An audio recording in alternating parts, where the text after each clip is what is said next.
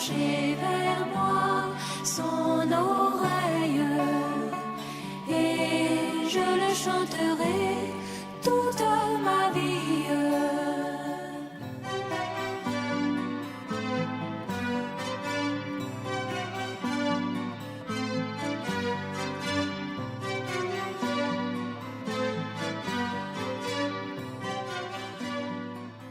Nous sommes enfants de Dieu. Il nous a choisis et nous sommes heureux. Je suis enfant de Dieu, j'ai la victoire. Je suis fille de Dieu, j'ai la victoire. Je suis enfant de Dieu, j'ai la victoire.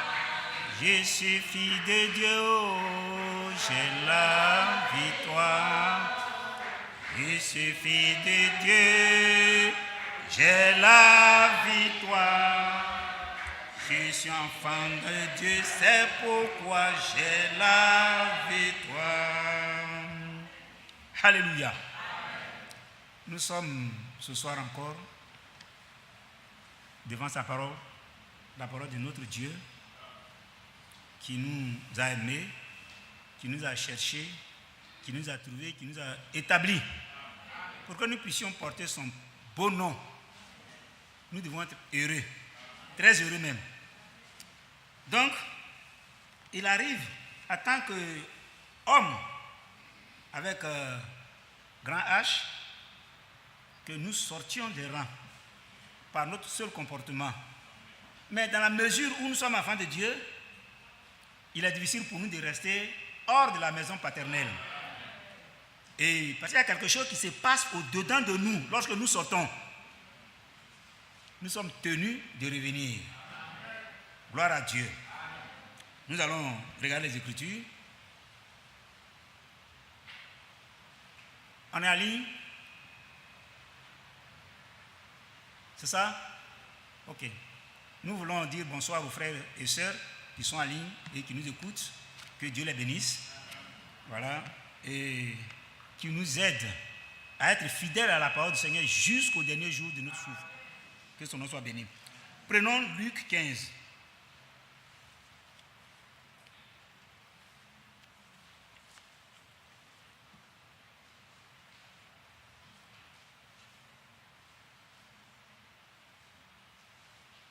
Je lis à partir du verset 11 avec vous. Il dit encore, un homme avait 2 fils. Le plus jeune dit à son père, mon père, donne-moi la part de bien qui doit me revenir. Et le père leur partagea son bien. Peu de jours après, le plus jeune fils, ayant tout ramassé, partit pour un pays éloigné où il dissipa son bien en vivant dans la débauche. Lorsqu'il eut tout dépensé, une grande famine survint dans ce pays et il commença à se trouver dans le besoin. Il alla se mettre au service d'un des habitants du pays qui l'envoya dans ce champ garder les pourceaux. Il aurait bien voulu se rassasier des carouges que mangeaient les pourceaux, mais personne ne lui en donnait. Étant entré en lui-même, il se dit, combien de mercenaires chez mon père ont du pain en abondance, et moi, ici, je meurs de faim. Je me lèverai, j'irai vers mon père, et je lui dirai, mon père, j'ai péché contre le ciel et contre toi. Je ne suis pas digne d'être appelé ton fils. Traite-moi comme l'un de tes mercenaires. Et il se leva et alla vers son père. Comme il était encore loin, son père le vit et fut ému de compassion. Il courut se jeter à son cou et le baisa. Et le fils lui dit, mon père, j'ai péché contre le ciel et contre toi. Je ne suis pas digne d'être appelé ton fils. Mais le père dit à ses serviteurs, apportez vite la plus belle robe et l'en revêtez. Mettez-lui un anneau au doigt et des souliers aux pieds. Amenez le veau gras et tuez-le, mangeons et réjouissons-nous. Car mon fils que voici était mort et il est revenu à la vie. Il était perdu et il est retrouvé. Ils commencèrent à se réjouir. Amen. Que Dieu soit béni. Je vais vous dire, frères et sœurs, je souhaiterais que chacun de nous tous, que chacun se mette dans cette peau-là. Est-ce que vous avez compris? Que chacun de nous se mette dans la peau de ce jeune homme. Son père n'était pas un malheureux. Son père est un grand du pays et un grand de la ville où il était. Et il avait naturellement beaucoup de biens. Mais comme dans la nature des hommes, il y a toujours des enfants qui sont mauvais, peut-être on ne le souhaite pas, mais dans chaque famille, il y a un comme ça. Et voilà ce jeune homme qui n'est pas l'aîné, mais le cadet, il se lève et puis il dit à son père, « Papa, moi, ce que je veux aujourd'hui, c'est que tu me donnes ma part de bien. » Alléluia. Ce que le père a fait, il n'a pas hésité. Il n'a pas dit, quand il va prendre ça, il n'a pas maudit non plus. Il n'a pas dit à son fils, si tu vas que tu as tout mangé, que tu as tout dépensé, il ne faut pas venir chez moi. Il n'a rien dit. Il est resté calme. Amen. Et voici l'enfant qui rentre en possession des biens. Et qu'est-ce qu'il va faire? La Bible dit, il va aller vivre la débauche dans un pays lointain, un pays qu'il ne connaît pas. Il va aller mal vivre. Il va avoir un comportement indécent. Je me mets ce soir à la place de cet enfant. Pour tous les torts, certainement que j'aurais pu faire à mes parents. Ou que j'ai pu faire même à mes parents. Que chacun de nous se voie dans cette position de cet enfant indigne. Il vient du vivant de son père et il prend sa part d'héritage. Et il s'en va outre-mer. Alors, parti, s'il pouvait le fructifier, c'était mieux. Mais qu'est-ce qu'il fait? La Bible dit, il a dilapidé les fonds dans la débauche. C'est-à-dire, il vivait une mauvaise vie. Frères et sœurs, ici, on parle de mauvaise vie, la débauche. Ça peut être autre chose. Ça peut être un autre comportement. Ça peut être pire que la débauche. Vous comprenez? Il s'est rendu maître de lui-même sa situation. Mais malheureusement, quelqu'un dit que les enfants savent courir, mais ils ne savent pas se cacher. Il y a un adage qui dit ça, les enfants savent courir, mais ils ne savent pas se cacher. Il a pris ses biens, mais il ne voit pas plus loin. Et voilà, tout est fini. Maintenant, le voici, coincé, malheureux. Mais c'est, après tout, le Fils du Père. Alléluia. Vous comprenez? Le Fils du Père. Et l'esprit de l'éducation qu'il a eu était là. Pareil, il a été éduqué. Et compte tenu de cette éducation, il va se dire en lui-même, j'ai mal fait. Amen. Ici, ce qui pourrait être pire, c'est de ne pas reconnaître qu'il a mal fait. Mais lui, ici, il a reconnu qu'il a mal fait. Et il s'assoit et dit, vraiment, j'ai mal fait. D'abord, j'ai péché contre le ciel. Alléluia.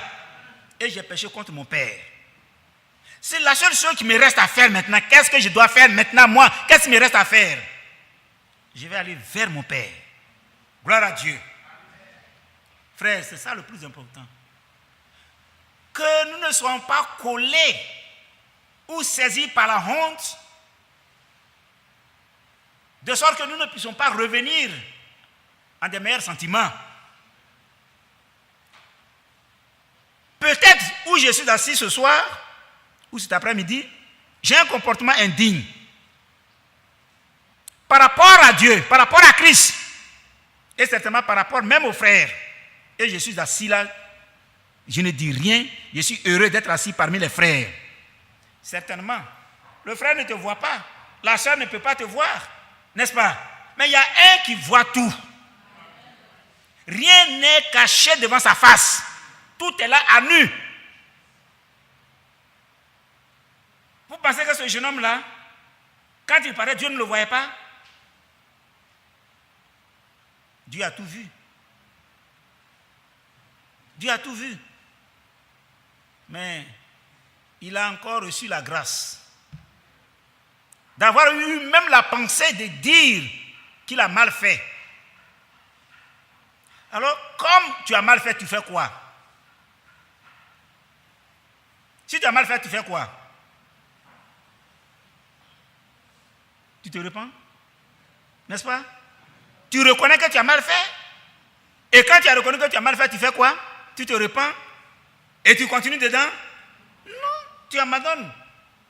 Alléluia. C'est pourquoi ce soir, frères et sœurs, vous et moi, toi qui vis dans la débauche, toi qui vis une délinquance indescriptible, toi qui as un comportement que personne ne peut qualifier, mais toi seul le sais, qu'attends-tu? Qu'attends-tu? Certes, personne ne peut te voir, mais le maître, lui, il te voit tout le temps. Il te voit toujours. Il n'y a pas un seul instant qu'il ne t'a pas vu. Depuis que tu es sorti des seins de ta mère, même avant que tu ne sois même formé, lui, il te connaissait et il te regardait et il te conduisait des yeux. Il voyait tous tes voyages, tout ton comportement, tout ton parcours, toutes les distances que tu vas parcourir avant ton dernier jour. Lui, il connaît tout. Mais qu'est-ce que tu caches? Frère, un jour déjà, je disais, je ne sais pas si c'est ici ou ailleurs, je disais que aujourd'hui, avec les portables sont devenus un instrument dangereux pour les hommes, même pour les frères. Savez-vous ce qui se passe? Vous voyez quelqu'un qui est assis là, peut-être qu'il a un rendez-vous et il n'est pas encore parti. Il doit aller au rendez-vous, mais il n'est pas encore parti. Et puis, son interlocuteur l'appelle. Il dit, où tu es? Si le rendez-vous a lieu, par exemple, à Djamé, il va dire, je suis au Banco. C'est un mensonge, frères et sœurs. C'est un mensonge, mais ça se fait. Et nous vivons ça couramment, même parmi nous. Je suis au Banco. Je ne suis plus loin, je suis tout près là. Entre nous.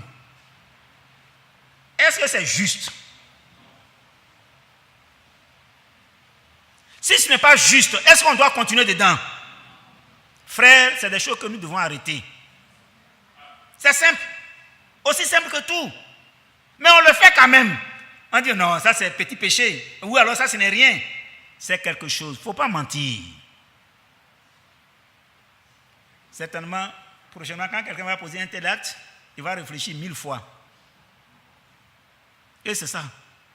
Ça devient un jeu.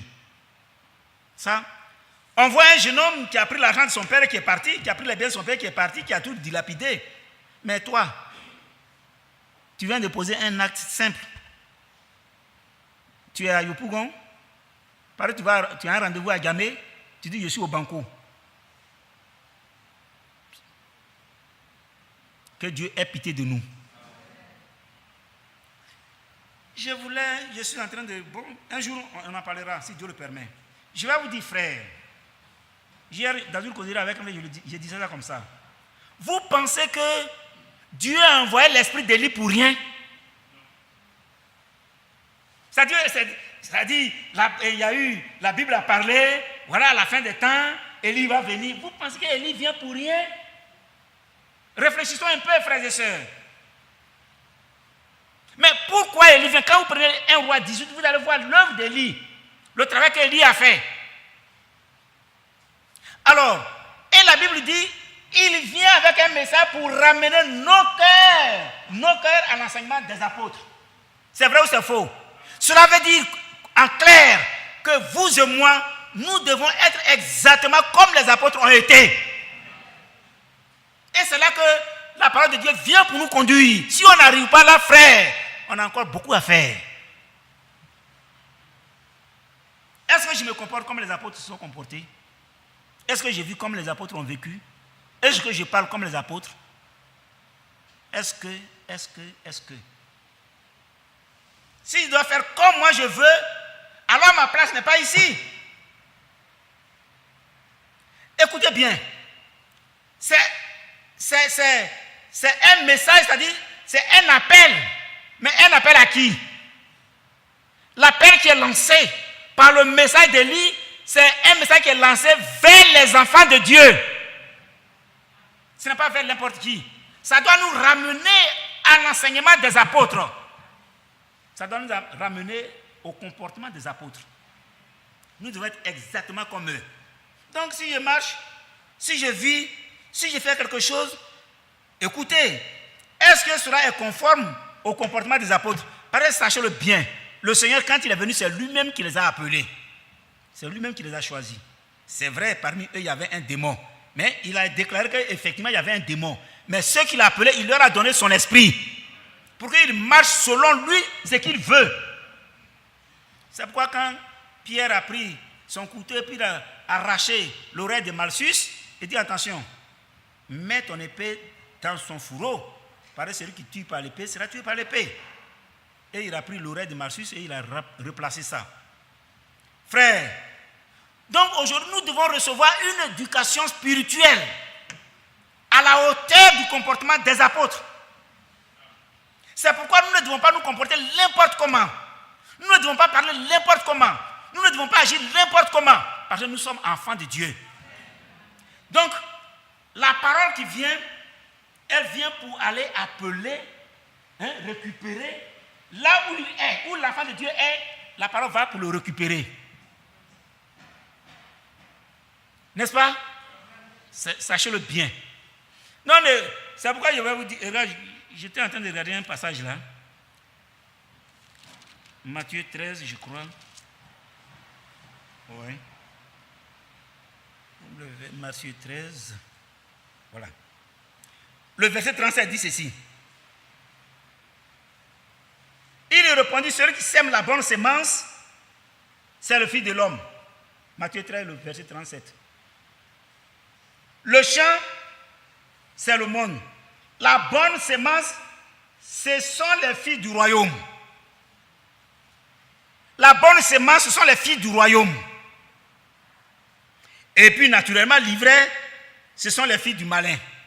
Donc, vous allez voir qu'il y a les deux semences. Vous voyez, où nous sommes, nous constituons les deux semences.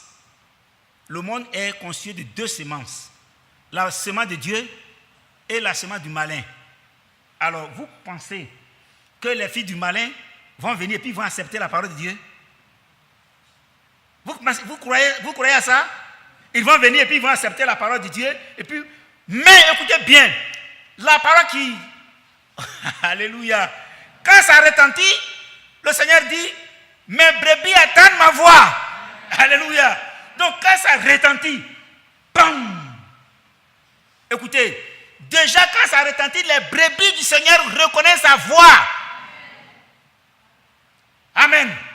C'est pourquoi la parole qui vient ne vient pas pour tout le monde, mais vient pour chaque enfant de Dieu. Donc quand ça vient, l'enfant de Dieu, lui, sait que celui qui vient de parler, c'est son Père. Alléluia. Ça me fait quelque chose. Ça me fait quelque chose. Tout le monde va attendre. Même celui qui est assis au pied, toi, tu as entendu? Ce que je dis, ça veut dire quoi? Mais un enfant de Dieu, il dit, je viens d'entendre la voix de mon Père. La voix que j'ai entendue n'est pas autre. Donc le message d'Élie, c'est un appel au Fils de Dieu. Tout le monde peut entendre, mais tout le monde ne peut pas accepter. Seuls les élus. Alléluia. Et quand ils acceptent, vous voyez, comme cet enfant prodigue, qu'est-ce qu'il a fait? Quand il a, à un moment donné de sa vie, il dit, mais dis donc, je reconnais que j'ai mal fait. Vous comprenez? Je reconnais que j'ai mal fait, j'ai mal vécu. J'irai vers mon Père et je vais lui dire, alléluia.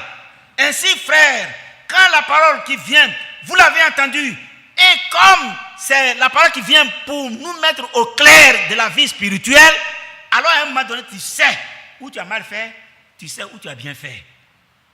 Et tu dis, Seigneur, pardonne-moi. Par là, j'ai mal fait. Tu reconnais là que tu as mal fait, alors abandonne.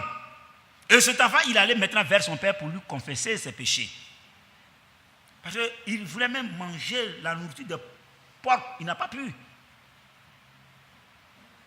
Il est tellement descendu bas. Il veut aller manger dans les dénominations. Il n'a pas pu. Alléluia. Les dénominations lui ont fermé sa porte, les portes. Vous comprenez? Ils ne lui ont pas donné à manger. Heureusement. Alléluia. Heureusement. Parce qu'il ne mérite pas de manger la nourriture des dénominations, mais il doit manger la nourriture du Père, de notre grand Dieu. C'est cette nourriture qu'il doit manger. Donc, quand les dénominations ont fermé et qu'ils ne pouvaient plus manger leur nourriture, il dit, le temps est arrivé. Amen. Quand les dénominations ne peuvent plus vous accepter et qu'il n'y a rien à faire, le temps pour vous est arrivé. Alors il dit, je vais retourner vers mon Père. Il faut que j'aille lui dire ce que je suis, ce que j'ai fait. Vous comprenez? Alors, quand il retourne, frère, c'est quand il arrive, vous allez voir, non seulement il est venu sale, mais dans les minutes qui suivent, il va devenir propre. Alléluia. Pourquoi? Par la parole de Dieu va le laver. La parole de Dieu est une eau pure. Et il va être lavé par cette parole. Et ensuite, il va recevoir la vraie nourriture. Son frère se plaignait. Il dit, mais toi, tu es avec moi ici. L'autre, mon fils que tu vois, il était mort. Alléluia. Dans la dénomination, vous êtes mort. Vous comprenez? Est-ce que vous saisissez? En dehors de la parole de Dieu, tout ce que vous allez prendre, c'est de la nourriture faisandée, pourrie. Alors, il dit, il faut que tu retournes. Quand tu arrives, tu vas recevoir la vraie nourriture. Et comme les brebis de l'Éternel entendent sa voix, alors quand l'appel va retentir, tu vas entendre. Vous voyez, il y a beaucoup de choses dedans, tellement intéressantes. Vous comprenez? Et c'est en ce moment-là net, tu vas savoir que ton Père te tend les mains. Viens mon fils. Viens mon fils. Et quand tu arrives, ce n'est pas pour te donner n'importe quoi. C'est pour te donner la... Il dit, apprêtez la vraie nourriture, le vrai repas. Et soyons en fête. Un enfant de Dieu qui se répand, c'est une fête dans le ciel. Ça, nous le savons. Alléluia. Et voilà, tout, il arrive maintenant et dit, Père, j'ai péché contre le ciel et j'ai péché contre toi. Est-ce que le père a eu le temps d'écouter tout ça là même? Lui, ce qu'il sait, c'est que le fils est revenu. Amen. Ce qu'il sait, c'est que son fils est revenu. Il est désormais rentré à la maison. Ça, c'est le plus important pour nous aujourd'hui. Un fils de Dieu qui revient à la maison. C'est vrai, il est parti. Il s'est mal comporté, mais il n'est pas mort là-bas. Il est revenu, il est rentré à la maison. Et son père le reçoit et lui dit, mon fils, tout ce que tu dis là, j'ai compris, mais je ne m'emballe pas pour tout, j'ai fait ceci, j'ai fait ça. Ça ne me regarde pas. L'essentiel pour moi, tu es revenu à la maison. Tu es dans ta maison. Amen. Et le Seigneur nous reçoit en tant que fils dans sa maison, pas ailleurs. Et désormais, nous mangeons la bonne nourriture, la viande fraîche. Là où s'assemblent les aigles, c'est là où se trouve la bonne chair que s'assemblent les aigles. Alléluia. Et c'est très important pour nous. C'est pourquoi ce fils qui était mort, la Bible dit qu'il est revenu à la vie. Et son père l'a reçu avec joie. Alors le fils lui dit, mon père, j'ai péché contre le ciel et contre toi. Je ne suis pas digne, sur le verset 21, d'être appelé ton fils. Je ne suis pas digne d'être appelé ton fils. C'est vrai, ça c'est une bonne confession. Mais est-ce pour autant il n'était pas le fils du Père? Frère, est-ce pour autant qu'il n'était pas le fils du Père? Il reste le fils du Père. Il reste le fils de son papa. Et puis, il dit, mais le Père dit à ses serviteurs, apportez vite la plus belle robe et la revêtez. Mettez-lui un anneau au doigt et des souliers aux pieds. Amenez le veau gras et tuez-le, mangeons et réjouissons-nous. Gloire à Dieu. Un fils est rentré à la maison. Frère, votre repentance est une grâce de Dieu. Et quand vous vous repentez, cette joie est ressentie jusqu'au ciel. C'est pourquoi nous nous réjouissons souvent. Excusez-moi, quand un frère, il a connu une mésaventure, il est venu au milieu de nous. À un moment donné, il a connu quelques difficultés. Il est tombé. Mais quand il revient, on ne le regarde pas comme un mercenaire, mais on le regarde comme un frère. Un frère que Dieu a ramené. Et cela fait une joie pour nous de voir notre frère qui était au milieu de nous. Et comme la Bible dit, ce frère qui était mort, il est revenu à la vie. Et ça fait une très grande joie. Si, pour cette occasion, on pouvait même aller fêter, on pouvait aller quelque part pour bien manger, parce que ce frère ou cette sœur est revenu, c'est une joie. Mais, si c'est quelqu'un qui vient avec un esprit malin, il ne va pas durer. Ça c'est clair. Pareil, tu ne peux pas vivre avec un esprit malin au milieu de tes frères. Ce n'est pas possible. Vous comprenez? On ne souhaite pas qu'un frère aille pour revenir, mais que nous soyons toujours ensemble jusqu'à ce que le Seigneur revienne. Et nous croyons que notre Dieu est capable de nous garder ensemble jusqu'à ce qu'il revienne. Alors il dit, car mon fils que voici était mort et il est revenu à la vie. Il était perdu et il est retrouvé.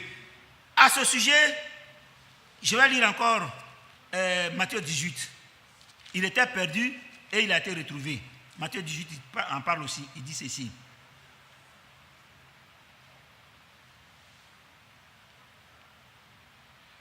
Il dit, je lis à partir du verset 10, Matthieu 18 à partir du verset 10. Il dit, gardez-vous de mépriser un seul de ces petits.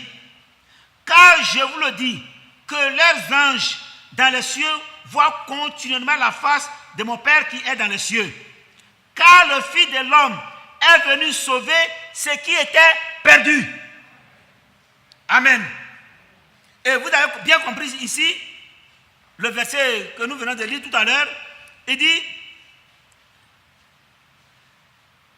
car mon fils que voici était mort, il est revenu à la vie, il était perdu et il est retrouvé. Amen. Il était perdu et il est retrouvé. Et la Bible dit que le Fils de Dieu est venu chercher ce qui était perdu. Amen. Et c'est pourquoi il dit, méfiez-vous. Méfiez-vous de faire du mal à l'un de ces petits. Par les anges là, tous les jours, ça voit la face du Seigneur. Et plus loin encore, il dit, que vous semble, si un homme a 100 brebis et que l'une d'elles s'égare, ne laisse-t-il pas les 99 autres sur les montagnes pour aller chercher celle qui était égarée? Frère, nous sommes chers. Nous sommes chers. Peut-être les gens ne nous considèrent pas, mais la valeur que nous avons devant le Seigneur, il n'y a pas de prix. C'est pourquoi le Seigneur est venu et puis il a versé son sang, parce qu'il avait besoin de nous sauver. Parce que les sacrifices des animaux ne pouvaient pas nous apporter la vie. Et il a fallu que lui-même, il verse son sang, le sang humain, pour que ce sacrifice expiatoire puisse être accomplie afin que nous ayons la vie éternelle. Alors, il est venu nous chercher, frères et sœurs.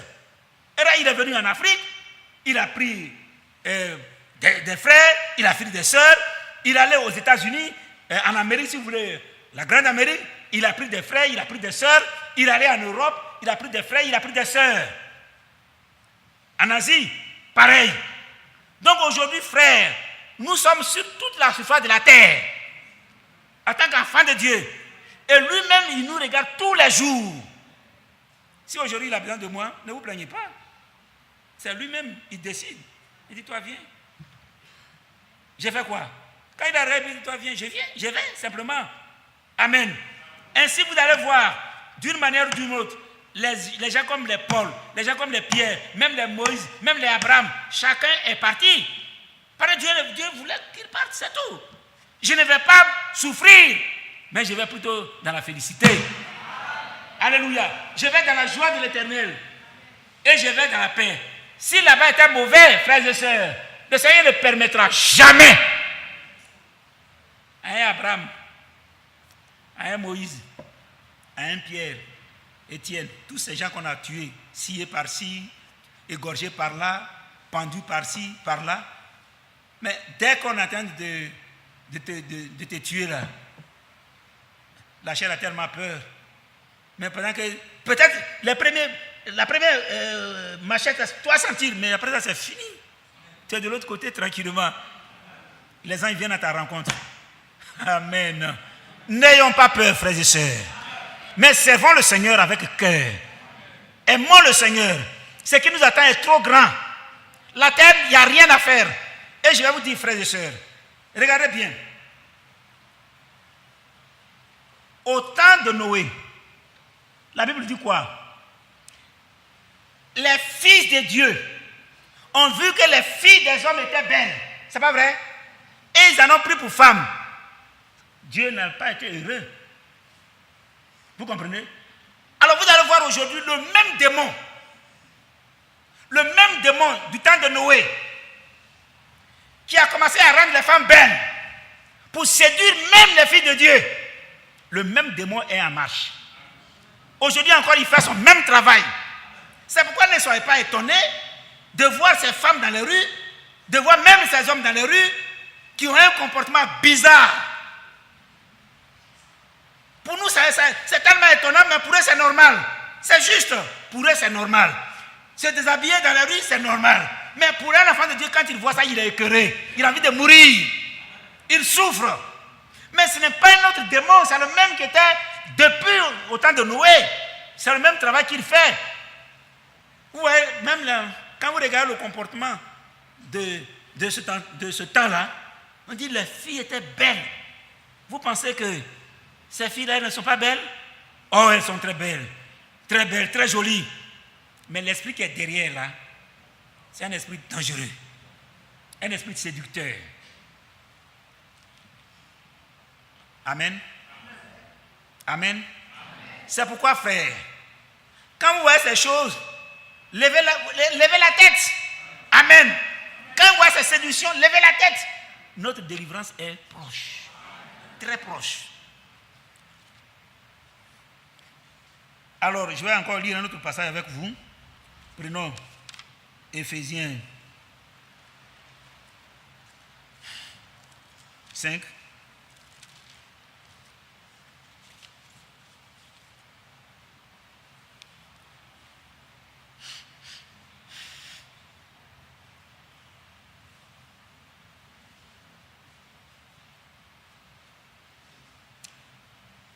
Alors, Dieu s'adresse à ses enfants.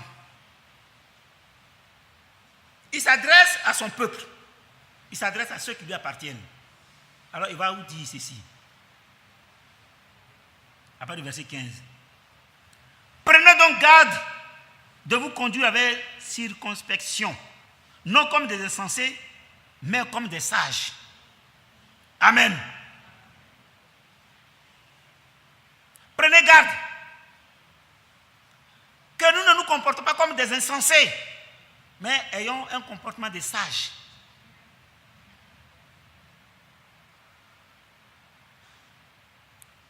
Gloire à Dieu. Rachetez le temps, car les jours sont mauvais.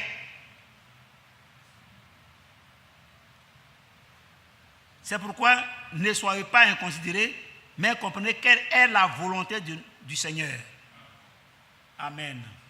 Nous devons chercher cette volonté tous les jours. Seigneur, est-ce que je suis dans ta volonté? Quand je bois même, je suis en train de boire l'eau. Seigneur, est-ce que je suis dans ta volonté par rapport à l'eau que je suis en train de boire? Seigneur, ce repas que je suis en train de manger, est-ce que c'est ta volonté que je mange ce repas? Seigneur, l'acte que je pose, est-ce que c'est selon ta volonté? Si tel n'était pas le cas, alors renoncez. Maintenant,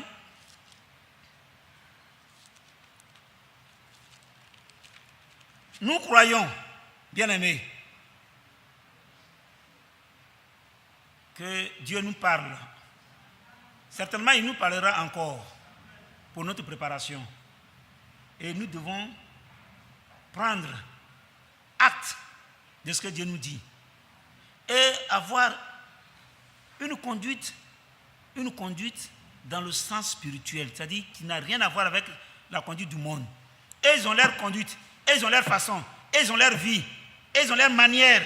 Mais nous aussi, nous avons notre manière, nous avons notre vie. Quand tu nous vois,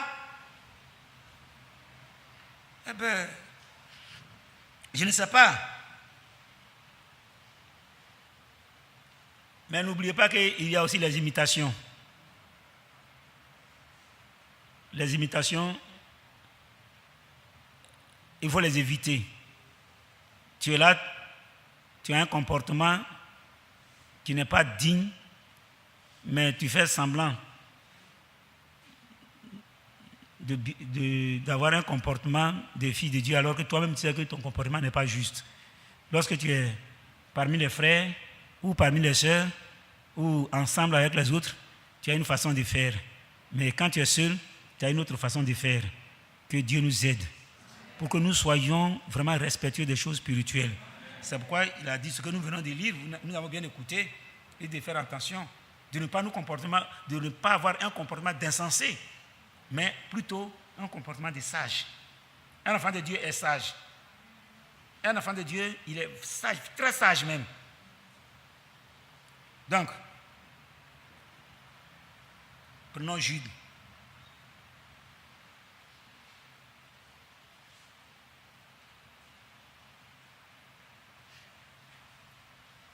Il y a un seul chapitre. Tout juste avant Apocalypse. Je lis à partir du verset 20.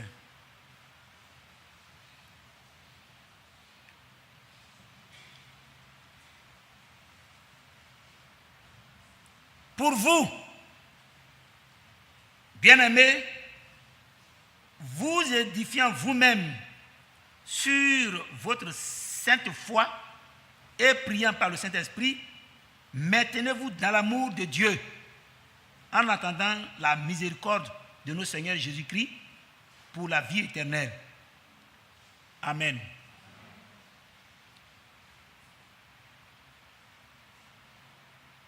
Pour vous, bien-aimés, vous édifiant vous-même sur votre sainte foi et priant par le Saint-Esprit, maintenez-vous dans l'amour de Dieu en attendant la miséricorde de notre Seigneur Jésus-Christ pour la vie éternelle. Reprenez les uns ceux qui contestent. Voilà quelque chose aussi que nous devons faire. Mais est-ce que les gens acceptent qu'on les reprenne quand ils sont en erreur? Les gens acceptent. Ceux qui acceptent, tant mieux. Si tu as mal fait, on doit te reprendre. Pour t'amener à changer. Pour avoir un comportement digne. Mais dans quel cas, on doit te reprendre. Il faut accepter. Gloire à Dieu. Reprenez les uns ceux qui contestent. Sauvez-en d'autres en les arrachant du feu. Voilà. C'est difficile. Mais Vous savez, le feu brûle. On est d'accord? Le feu brûle. Mais quand on dit de vous arracher, c'est-à-dire d'arracher quelques-uns au feu, ça veut dire qu'ils sont en danger. Par leur façon de faire, par leur manière de vivre, par leur manière de parler, ils sont en danger. Mais il faut aller par la force. Il faut être téméraire pour rentrer dans le feu et puis prendre quelqu'un qui est en train d'être brûlé. Si tu n'es pas fort, tu ne peux pas le faire. Je me rappelle, quand on était enfant, il y a un monsieur, il était dans une maison où il y avait une moto et la moto a pris feu. Et vous savez, quand c'est comme ça, là, toute la flamme va à la sortie. Amen. Donc, la flamme a tout barré. Donc, il était un certain nombre dont ils sont appelés à mourir. Il n'y a pas de fenêtre, il n'y a rien, ils vont mourir. Mais il y a un dedans, il a crié. Garçon, il meurt une seule fois. Maintenant, il a regardé la flamme, puis il s'est engagé. Tombé de l'autre côté là-bas. Les gens sont venus l'aider, ils ont évacué les flammes, tout ça. Et puis, il est sauvé. Ce monsieur, il s'appelle Saïri Honoré. Certainement, ce nom doit être entendu parce que Saïri Honoré, il était avec un groupe de musiciens. Non, il est sauvé. Mais s'il n'avait pas le cœur, mais c'est qu'il y avait une personne restée le feu, les a brûlés, ils sont tous morts calcinés. Oui. Mais lui, il est rentré et puis il est sorti de l'autre côté.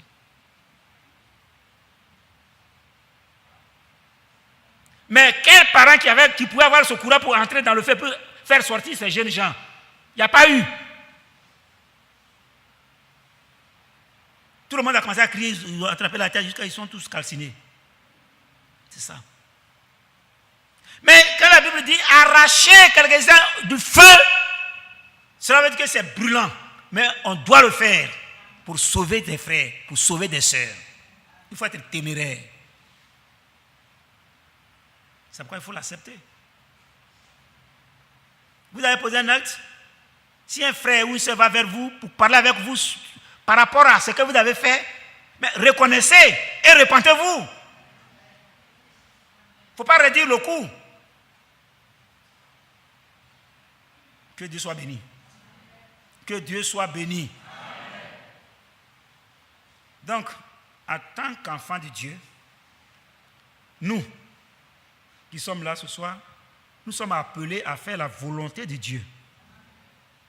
Nous sommes appelés à faire la volonté de Dieu, agir conformément à la parole de Dieu et ne rien faire qui soit contraire. Il est bon pour nous de marcher selon les Écritures.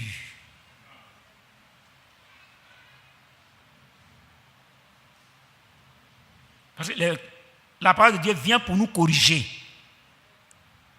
Elle vient pour nous reprendre. Elle vient pour nous nettoyer. Elle vient pour nous préparer. Que son nom soit béni. Amen.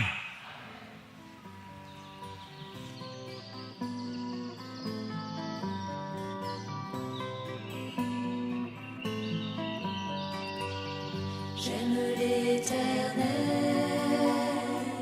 car il entend ma voix.